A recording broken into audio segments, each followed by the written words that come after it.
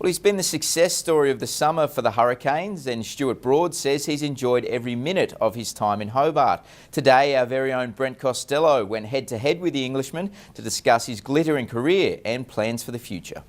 Stuart, thanks for joining us on WIN News. If TV ratings are anything to go by, a lot of people across the country have watched the Big Bash League this summer. Do you think Australians have changed their opinion of you now?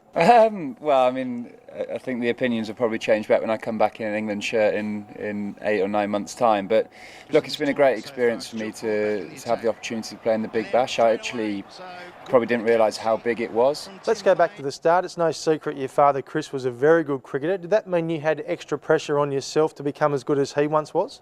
I never felt any pressure from my parents to play. It was very much, I'd get in the car after a game and was that good fun? Did you enjoy it? It was never, why did you play that shot or why did you drop that catch? Which I think had quite a big influence on me, because even to this day I play for the enjoyment of it, I play for the love of it.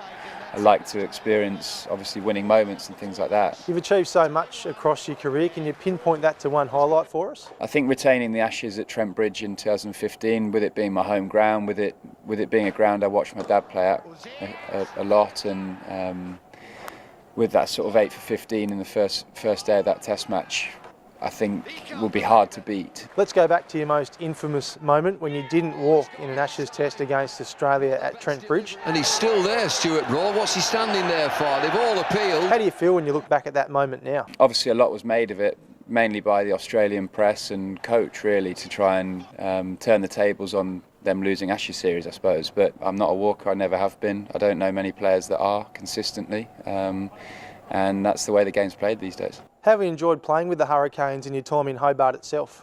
One thing I've noticed about playing for the Hurricanes is that how much the locals support the team. Wherever I've been, whether it's cafes or eating out, people seem to be big Hurricane followers, and I think when you're playing here, certainly you get that feeling from the crowd. They're very pro-Hurricanes, and that's great for an Englishman to play in Australia with that sort of backing. Obviously there's an Ashes series here in Australia next summer, so it's unlikely you'll be back in Hobart. If there's an opportunity to play in the BBL again, I'd jump at the chance. It's just whether it sort of fits in with international schedules and whether anyone would want me. But it's been a great experience. I have to thank the Hurricanes for the opportunity and for how welcome they've made me feel. Stuart Broad, thank you very much for joining us on WIN News, and all the best for the future. Thank you very much. Not a bad bloke for an Englishman.